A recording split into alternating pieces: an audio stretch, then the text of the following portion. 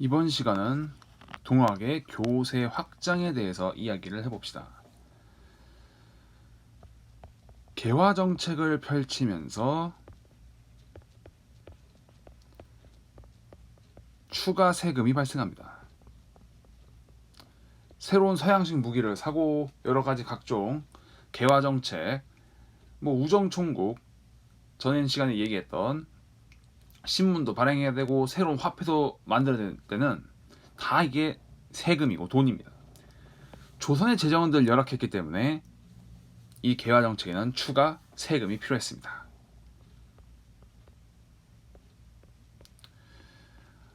외국과의 통상으로 인해서 특히 청나라, 일본 이 상인들의 상권 잠식이 노골적으로 일어납니다.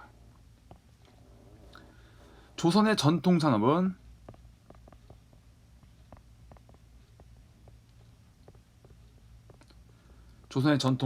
붕괴하게 됩니다.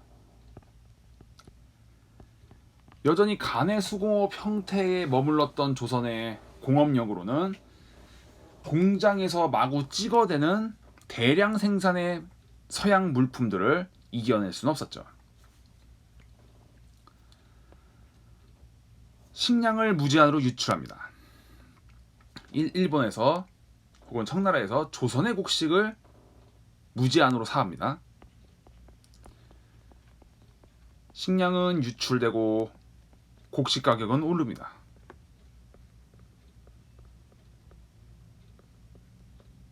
곡식값은 상승하게 되죠.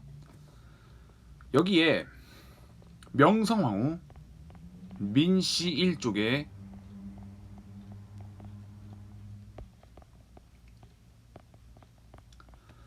부정부패는 심해지고 이에 따라 매관매직 그리고 백성들에 대한 착취로 이어집니다. 흥선대원군이 10년간 노력해서 척결했던 세도 정치로 인한 그 부정부패가 다시 부활한다는 느낌을 가져오게 되죠. 백성들의 삶은 점점 비폐해져갑니다.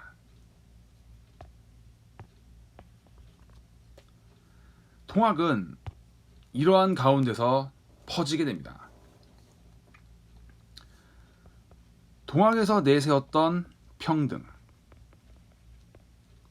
이거는 나도 사람 대접을 받는다,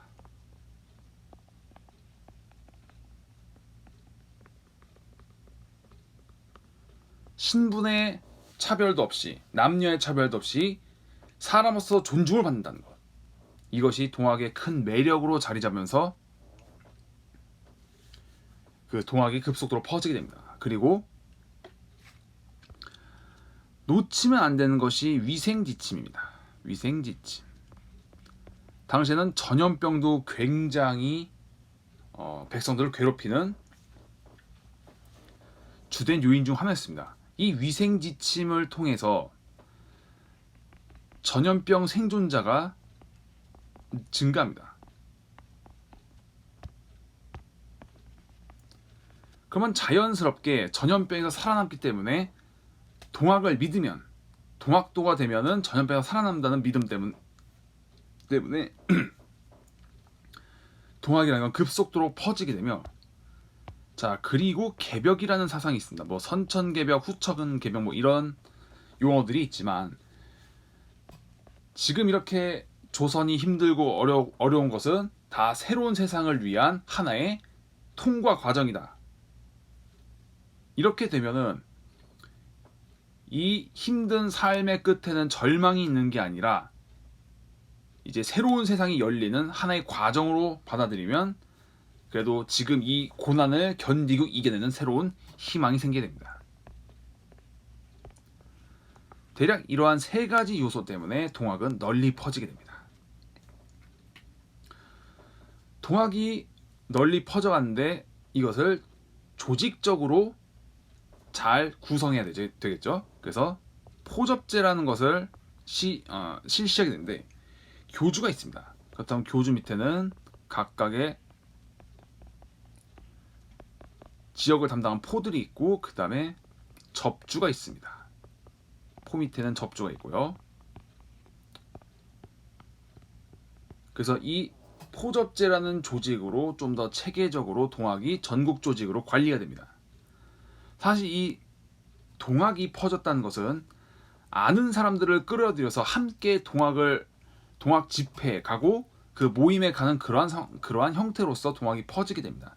사실 이거는 개화기 때 선교사들이 기독교를 전파하거나 아니면 그 이후 해방 이후에 개척교회들이 교회의 어떤 규모를 늘려가거나 하다못해 보험 영업이나 방문 판매에서도 비슷한 방식으로 접근하는데, 사실 이 방식 자체가 지금도 그리고 앞으로도 굉장히 잘 먹히게 될 그런 하나의 시스템이 되겠습니다. 그래서 이것이 잘못 되면은 피라미드 해가지고 아는 사람을 같이 악의 구렁텅이로 이제 들어갈 수도 있긴 하지만, 그래도 동학도 이러한 방식으로 퍼지게 되었다. 1892년 교세가 확장된 동학도들은 삼례라는 지방에서 집회를 엽니다. 여기서는 교조 신원운동에 들어갑니다.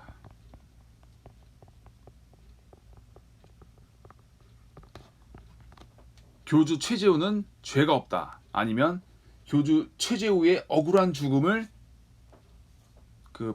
그냥 풀어달라, 이런 식으로 억울함을 풀어달라 이런 식으로 요구를 한다거나, 아니면 동학은 나쁜 의도나 조선을 전복시키려던 그러한 생각이 없으니 동학을 합법화해달라, 이러한 요구를 하게 됩니다. 1893년 보은집회, 여기서는 본격적으로 탐관오리 척결,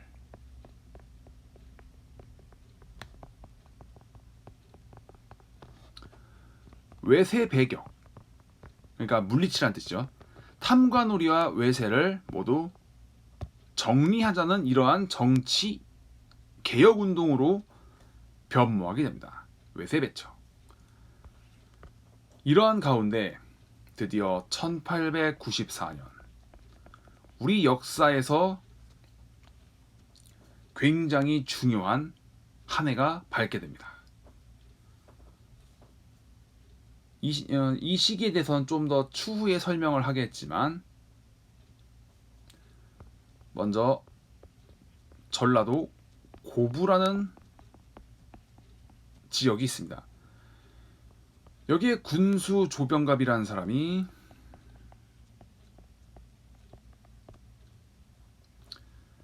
만석보라는 저수지를 파면서 여기에서 이 저수지에 있는 물을 사용하는 데 있어서 여기서 물세 혹은 수세를 거두려고 합니다. 똑같은 얘기입니다. 하다못해 이 사람은 자기 아버지의 공덕비를 세우고 그 비용을, 건립 비용을 백성들에게 떠넘기려고 합니다. 백성에게 전가.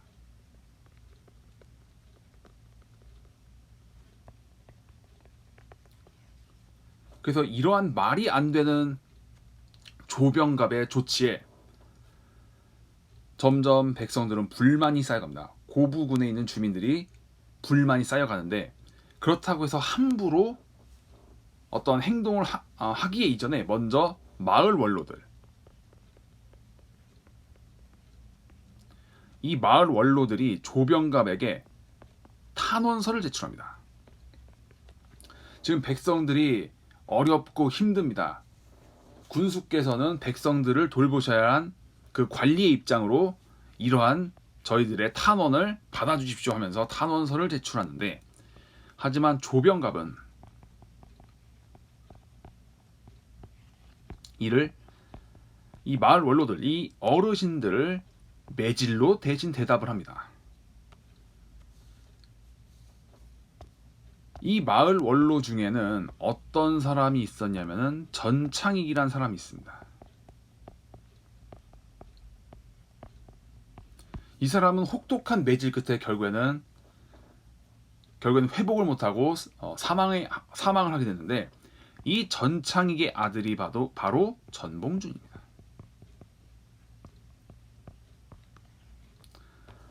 아버지의 죽음 그리고 백성들의 불만, 전봉준은 거사를 계획합니다. 사발통문이라는 걸 돌리죠. 그래서 여기에는 거사 계획 그리고 어떻게 우리가 행동해야 한다는 이러한 준비 계획들이 다 들어있습니다. 사발통문을 돌린 다음에 드디어 일어나서 고부 관할을 점령합니다. 백성들의 원망을 사고 있던 만석보, 그 문제 저수지를 파괴합니다. 이러한 행동에 고부 봉기에 조정에서는 조병과 파면,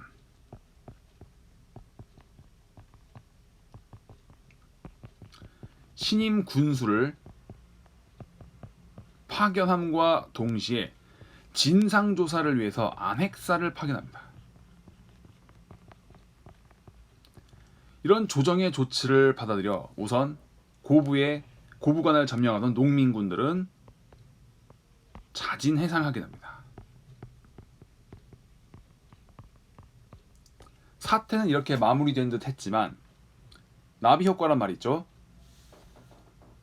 나비의 그 작은 날개짓이 저 먼 곳에서까지 영향을 미쳐 허리케인, 태풍을 만드는 그러한 그 결과를 초래한다는 것. 1894년 고부 밀란으로 번지게 된 동학군의 봉기로 발생된 이 1890년의 역사적 사건은 이제 겨우 시작입니다.